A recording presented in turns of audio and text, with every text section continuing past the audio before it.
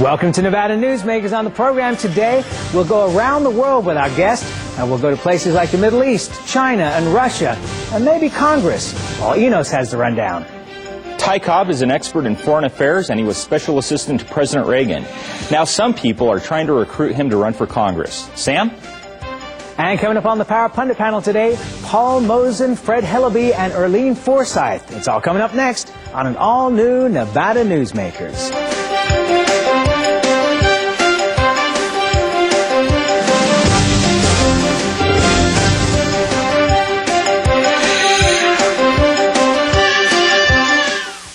Nevada Newsmakers, brought to you in part by the Tahoe Reno Industrial Center, the world's largest industrial park, the resort at Red Hawk, and the Peppermill family of casinos. Here at the Tahoe Reno Industrial Center, water resources come from fresh, clean groundwater, approved by state permits. The water is pumped from wells to million-gallon storage tanks and then distributed to TRI companies. Another amenity is our investment in a state-of-the-art wastewater treatment plant. This disposal system converts waste to clean water for industrial applications. Welcome to the Tahoe Reno Industrial Center, the largest industrial park in the world, building economic prosperity for Nevada.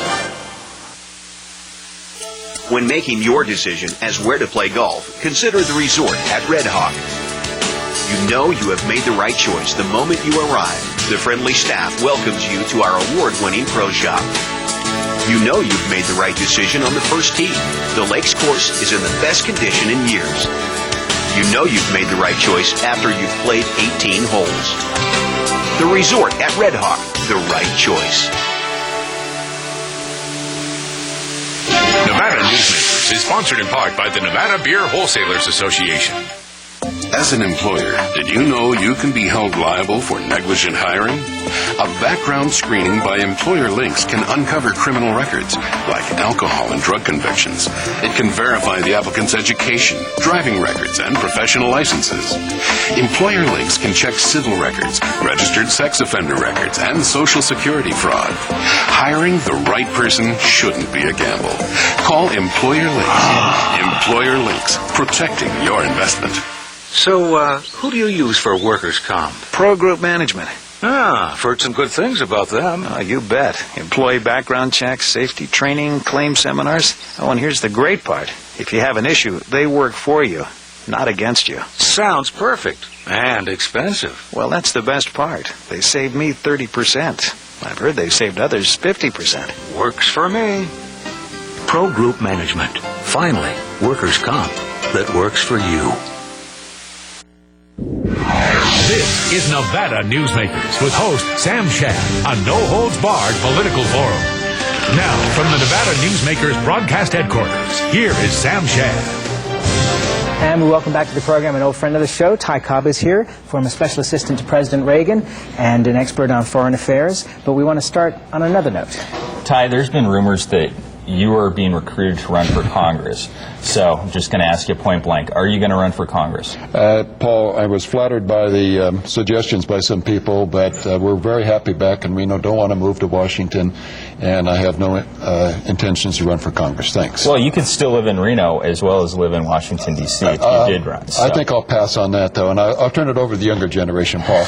Well, speaking of the younger generation, does your son have some aspirations here? He's been asked to consider running for the Assembly, and right now I think he's very happy in his assignment at the Pentagon on the E-ring, but it's something I think he'll be taking a look at in the next few months. So there's a possibility. Possibility. Which district? 26, Sharon Angles. Okay. All right. Very interesting. That's where he lives, so. All right. Well, let's change subject and go to where we wanted to start, which is on foreign affairs. A lot going on in the world today. Interesting with Israel pulling out now from the Gaza Strip, and the question, I guess, that's foremost in my mind is, does Mahmoud Abbas have enough power and strength to be able to control what's going to happen once the Israeli army leaves, which is a very stabilizing force in the Middle East? Well, you could look at it two different ways. Does Sharon have enough power to exert his will over the Israeli parliament? Bibi Netanyahu resigned the other day, fractured the Likud coalition. And there's a lot of resentment in Israel about the pullout from the Gaza area. By the way, I'm asking about Netanyahu. I mean, it seems to me it's obviously a political move, yes, but it almost seems like a cheap shot when there's so much pressure on the government right now to pull out and resistance from within Israel itself, that this was not a smart move. Well, I'm not sure. It may be politically a smart move because he's trying to line himself up to succeed Sharon as the leader of Likud. But what are you going to do? Oppose the withdrawal from that area now that the United States is pressuring you to accede to the peace settlement? I think he will be a very unpopular person in Washington with this latest move and not supporting Sharon. And my fear is that, the Sharon is likely a target of assassination.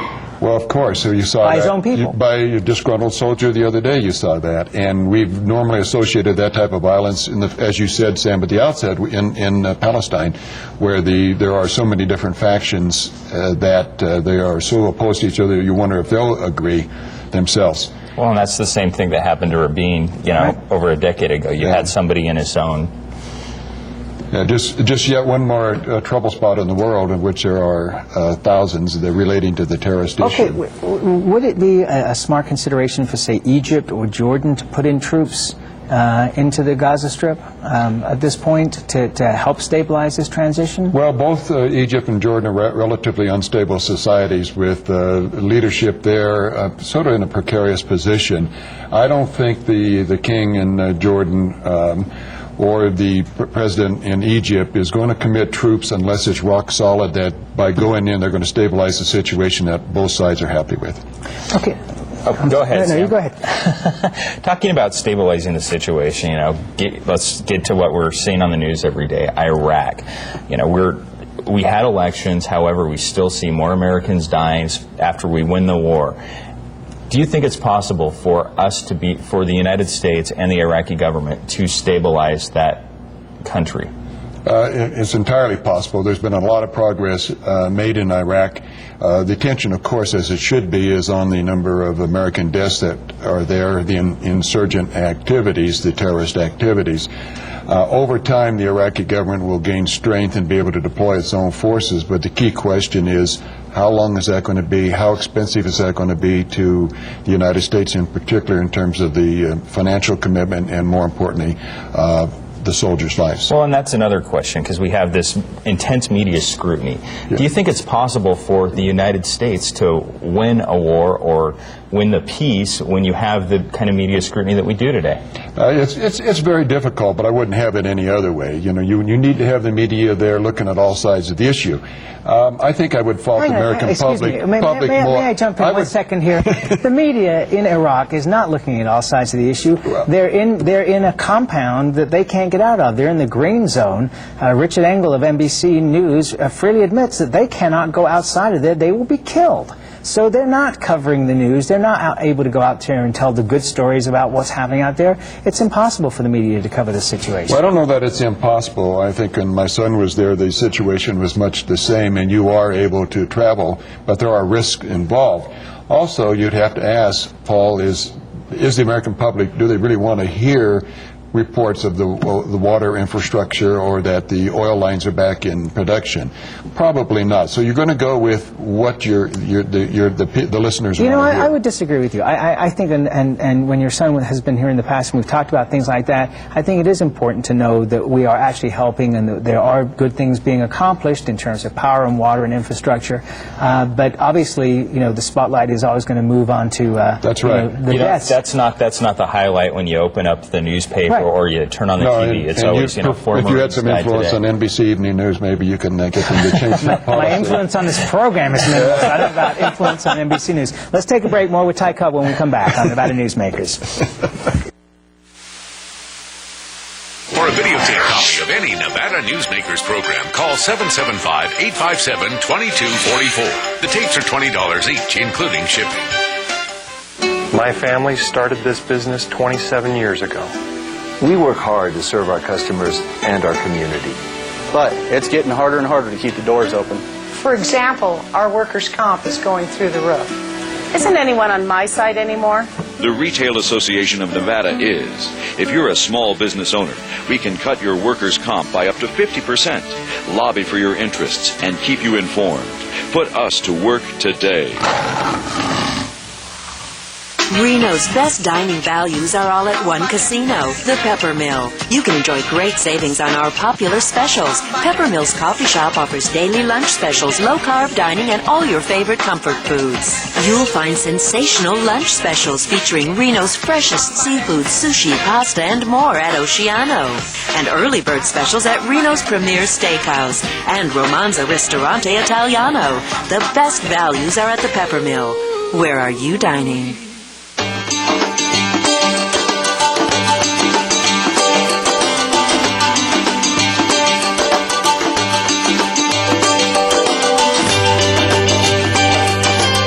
Thanks to an ongoing commitment by America's mining companies, more than 2 million acres already have been reclaimed. To learn more about reclamation or other aspects of mining, visit nma.org. The National Mining Association. Come join the fun on Saturday, August 20th at the 5th Annual Ricky Woodring Memorial Fund and Scholarship Golf Tournament. It's an 18-hole four-person scramble with food and fun at the beautiful Arrow Creek Golf Club. The entry fee of $130 includes green fees, golf cart, continental breakfast, lunch, and snacks with a raffle and silent auction. All proceeds to benefit the Ricky Woodring Memorial Fund and the Galena High Athletic Program. A hole-in-one wins a 2005 Ford Mustang, compliments of Jones West Ford. It's a day of golf, food, fun, and prizes. Call 851-7454 now to reserve your spot. And now, back to Nevada Newsmakers with Sam Shad. Back talking with Ty Cobb, Foreign Affairs Specialist and former Special Assistant to President Reagan. One last thing on this Iraq deal that does come into play, which is that we have midterm elections coming up in 2006, and that is definitely going to play on this. The President's ratings on the war are not looking good as of today. A new poll came out that shows him with 60% disapproval ratings. That is heading towards a supermajority of no. Well, it's definitely going to be a political issue in the midterm elections where the governing party normally loses ground anyway. But the Iraq issue, if it continues without some highly visible progress, is going to be a difficult one for Republicans nationally to counteract. That's true.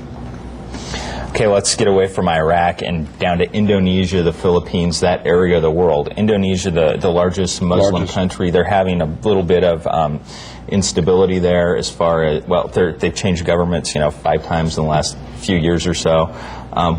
What can you tell us about Indonesia? The movements there are largely nationalist and secessionist. Much of it is centered into the area that was hit by the tsunami. Indonesia, as you said, is the largest Muslim country in the world. There is fertile grounds for recruiting for the global jihad, the terrorist network. Previously, though, as I said, it's been more focused on independence from the Indonesian government. As the same in the Philippines, you mentioned Abu Sayyaf there. We're largely looking to have those islands pull away from the government. What we've seen in the last year, though, is growing connections to the global jihad movement by the Muslim terrorist and extremist movements, both in the Philippines and in Indonesia. That's extremely worrisome. Well, what's also worrisome is what was happening in England with these bombings, where That's right. These are not disenfranchised, That's right. Ignorant, impoverished people with nothing to lose. These are middle-class, intelligent people who are, English citizens who are blowing themselves up. I mean, what do you make of that? Well, as were the 19 that were involved in the September 11th. They are middle class. They are well educated. And they seem to have responsible positions either in their own societies or if they go abroad to Britain. What has happened is that these individuals have been infected by this notion that there's a supreme reward when one moves on to heaven, that Allah will reward you for destroying the Western civilization and taking as many of the lives of the infidels as you can. And it has imbued many of the Muslim youth, of which are about 400 million young male Muslims in the world. So it's not surprising. I'm glad to see that a lot of mainstream Muslim organizations, both in England and in the United States, are now coming out, and condemning this kind of behavior. Well, they issued a fatwa in England, and they're doing the same thing in the United States. It might be, in my mind, weaker than I would have liked to have seen, because it left some avenues open for legitimate terrorist-type activity. But at least the mainstream Muslim organizations are now taking up the cudgel. The big question is, will the sponsoring states such as Saudi Arabia close the madrasas, Pakistan, where this sort of ideology of hatred is being taught? Well, you know, we've seen a change in leadership in Saudi Arabia, but we really haven't seen a change of leadership. And in fact, the power has been there in the same individual for some time. I think you are going to see some changes. Saudi Arabia, which, you know, is so important to the world and not just the United States in terms of the production of oil, has got to do something about the terrorist problem at home. In the past, Saudi Arabia's policy has been to support those people as long as they didn't cause any trouble at home. They could go abroad and do it. Now it's coming back to haunt them. Russia also has some terrorist problems. In fact, Vladimir Putin yanked ABC's Moscow credentials because they interviewed one of the Chechen terrorist leaders. What can you tell us about Russia? Well, the problem in the Muslim populations of the former Soviet Union is not as great as it is elsewhere, but there are some hotbeds of serious problem, and right now Chechnya, in that very complex Transcaucasian area, is a center of not only resistance to Russian rule over that area, but growing connections to the global terrorist, the jihad network. And I can understand President Putin being concerned about it, but once again, Putin overreacts, as he has on a number of occasions. You know, it's interesting to me that they've banned ABC and said that they will not renew their credentials. But fortunately for the ABC folks, Russia is apparently not one of those countries that imprisons their journalists, as Judith Miller spends her 5th week in jail here for the New York Times for a story she never wrote. And because she won't give up her sources, so I kind of find that interesting. And thanks for the editorial there. You know, the nice thing about the show is it's got my name on it, so I get the chance to be able to say that. You know, I think freedom of the press is a really important issue in this country, and I don't think we should be locking up journalists. And I think we need a federal shield law, and hopefully at some time in the next few months we'll see that. But in the meantime, you know, she languishes in jail, in a cell that holds 48 people, and it was built for 24 people. I mean, there's something wrong here. Let's just briefly talk about the whole Unocal deal where China wanted to buy Unocal. They backed away from that. And initially I was rather worried about that situation because it seemed to me, well, you're suddenly going to see China grabbing up everything. But then on reflecting, you know, do we really want to be in an economic battle with China over everything? Because I'm not sure we would be the winner. Yeah, you know, this is one of the issues that I worked on when I worked for President Reagan, is the foreign ownership of sensitive industries. And clearly, if they're manufacturing high technology computers, you might be concerned. Buying an oil company with assets around the world worried me a lot less. I got to tell you, Sam, I am more concerned about excluding China from the global capitalist marketplace than I am about inviting them in. There are some concerns when a foreign country has ownership of a major industry such as an oil one, but you know, the Canadian, French, British ownership, Russian, of many of our properties. I think I'd be very chary about forcing China into a sort of a nationalist, xenophobic stance. And that's where we've got to leave it. Ty Cobb, always a pleasure. Thanks for being here. Thanks, we'll be right back Paul. on Nevada Newsmakers after this. Thank you. This is Nevada Newsmakers. Since its creation more than a decade ago, the Southern Nevada Water Authority has focused on 3 goals: preserving water quality, improving water conservation in Southern Nevada, and meeting the community's current and future water needs. Through thoughtful planning, responsible management, and collaboration, it's succeeding. As we move into the 21st century, the authority continues to embrace sustainable water development and efficient water use. That's our promise to Nevada. When making your decision as where to play golf, consider the resort at Red Hawk. You know you have made the right choice the moment you arrive. The friendly staff welcomes you to our award-winning pro shop. You know you've made the right decision on the first tee. The Lakes course is in the best condition in years. You know you've made the right choice after you've played 18 holes. The resort at Red Hawk, the right choice. I tell you, John, this industry has really changed. Tell me about it. You seem to do pretty well last year. What's your secret? No secrets. Although I'll tell you something. The smartest thing I did was sign up with Pro Group Management. Really? Yeah, they do workers' comp, right? Yeah, their services are great. And get this, they saved me 30%. I've heard they saved others 50%. That works for me. Pro Group Management. Finally, workers' comp that works for you. As an employer, did you know you can be held liable for negligent hiring? A background screening by employer links can uncover criminal records, like alcohol and drug convictions. It can verify the applicant's education, driving records, and professional licenses. Employer links can check civil records, registered sex offender records, and social security fraud. Hiring the right person shouldn't be a gamble. Call Employer Links. Employer Links, protecting your investment. And now, back to Nevada Newsmakers with Sam Shad. And back on Nevada Newsmakers, before we go to the pundit panel, we get emails, and one viewer wrote and said that twice on Monday, Dean Hillis said that he raised 95% of his campaign funds, $250,000 here in Nevada. Our viewer checked and said unless he considered California part of Nevada, he in fact raised about $60,000 outside of Nevada, primarily from California, not 5% from outside Nevada, around 25%. We'll put the link up on our website, and you can go check it for yourselves, but just wanted to get the record straight here. I just had to comment. May I introduce you first? No. We welcome to the program a newly minted Republican. Paul Mozen is here. He's a healthcare consultant. And Earlene Forsythe is chairman of the Nevada Republican Party. And Fred Hillerby, who's a lobbyist and a good friend of this program. Welcome all. That's why I switched. It was her. Now, can I say something about Dean Heller? Sure. I saw the show the other day, and, you were pretty hard on Dean. Excuse me, why? Because I asked him to be specific? No, that's fine. But I think in the future, when you get Sharon Angle and Dawn Gibbons on, you need to be just as hard on them. Have you ever noticed the show not being that? We are equal opportunity here. If you come on the program... I know, but I'm just waiting for them to come on.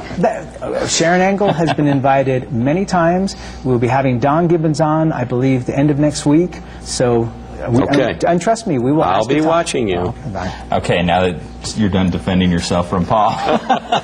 See what happens when he becomes a Republican? Absolutely. A quick question. Today, the Las Vegas Review-Journal did an article on Jim Rogers and running for governor. Said if he would run for governor while he's chancellor, there would be a Hatch Act, a violation of the Hatch Act. Speaker Richard Perkins has already had... They've already said he's in violation of the Hatch Act. Do you think voters care about that when we have two potential candidates for governor with Hatch Act violations? Paul? People running for office, breaking the law? I think people care about that. Whether it will come to the fore in the media and where people will become aware of it, I don't know. But, I think they should be held to the same standard that we're all held to, and that means following the law. How about you, Earlene? Well, I just think you have to make people aware of it, and then they become maybe excited about it. But if they hear about it and people really don't attack them on that issue, people don't care about it. You have Fred, I get the sense that the public goes, Hatch Act. Isn't that something that's on a boat? That's what I'm going to say. I think if you're going to try to make some political hay out of that issue, it's just got to be about the fact that they're violating the federal law. You try to explain the Hatch Act with Richard Perkins as an example, the whole notion of you're involved with federal funds that somehow come somewhere in the police department in Henderson. That one's pretty difficult to pin down as it turned out to be. So I think the issue is, do these candidates abide by the law, both state and federal, or not? But if you get caught up in the Hatch Act, I think you lose any traction on the issue. The interest just kind of glazes over. And we should, as we always do, point out that Jim Rogers is the owner of Sunbelt Broadcasting, that owns the stations upon which this broadcast airs. It was interesting. This came out about a week or so ago, that the benefits that are payable towards public safety personnel, the liability that the cities have, is going to run $2.8 billion over the next 30 years. This from a story from Lisa Kimbach at the Review-Journal. That's an astonishing amount of money. Where are we going to get that from, Fred? That's a very good question, Sam. I don't know where we're going to get it from. you don't necessarily have to fund all of that liability. That's the one side of it. So there are ways to protect yourself from those sorts of liabilities, and I'm certainly no expert in that area, but I don't think it'll ever come up to the point where we have to find, what is it, $2.8 billion? Right. I don't think that'll ever be it. It will be looking at other ways to deal with the issue and knowing that there's always that potential out there. But we don't have that kind of tax revenue and those kinds of resources in this state to divert to that particular liability. So these are kind of virtual liabilities, not actual liabilities. Well, not necessarily. I mean, if everybody... Yes, they are. Everything bad that could have happened. Everything bad that could happen, then yes, that's what we're going to have to pay for. Earlene, do you think we're going to be in a session next time where we're going to have to look at ways to, and everybody says we have a structural deficit, look at funding that structural deficit? Well, hopefully we're going to be looking at the Tabor law, and in Colorado that's been very successful. And I think the only thing they need to watch is like a rainy day fund. And if we can put money away, for emergencies and help the state in that way, I think that would be great. But I think spending's out of control and the revenue, taxing is out of control. So I think next session we're going to be looking at that, and, they're going to be very skeptical of raising our taxes again, because we just came through a session that... But we're not going to need to raise taxes again, are we? I mean, when you look at the fact that gaming taxes and sales taxes are continuing to go through the roof and look to go through the roof for the foreseeable future, why would we need to I'd be more interested in looking at a way to be able to adjust the budget to compensate for the excess revenues that are going to be coming in. Doesn't that make sense? You mean raise the budget? No. But if we know we're going to have this excess amount of money, I mean, we just rebated $300 million. We didn't do anything in this session to stop the growth of income from sales taxes and from gaming revenues. And you're looking at billions more dollars of projects in Las Vegas for hotel casinos and condominiums, etc. I don't see any slowdown in this. So are we looking at another rebate in the next session? Well, I think it's a lot more efficient, and it's a lot cheaper for the people of Nevada to make sure you don't collect the money in the first place that you have to rebate at a cost of, 20 million it costs just to rebate the 300 million. So, there's 20 million that could have gone to the schools or could have gone to education. And that's so it could have gone back to business and the taxpayers who actually could have gone to Paul. Paid that. Wouldn't be a bad plan. We'll be right back on Nevada Newsmakers after this. Nevada Newsmakers, brought to you in part by the Tahoe Reno Industrial Center, the world's largest industrial park, the resort at Red Hawk, and the Peppermill family of casinos. High-tech companies demand perfect world amenities. They require clean, reliable power, state-of-the-art fiber optic communications, and clean water sources. In a perfect world, companies would have immediate access to rail and interstate freeways. There would be 4-lane expressways that shorten shipping times and provide convenient commute routes for valued employees. Well, the future is now, and it's here. Welcome to the Tahoe Reno Industrial Center, the largest industrial park in the world, building economic prosperity for Nevadans. Don't forget, you can watch Nevada Newsmakers now online at nevadanewsmakers.com. You can also send us your emails via that site as well. Coming up tomorrow, Aaron Neff and Vic Williams. It's going to be a great show. We hope you'll join us tomorrow. See you then.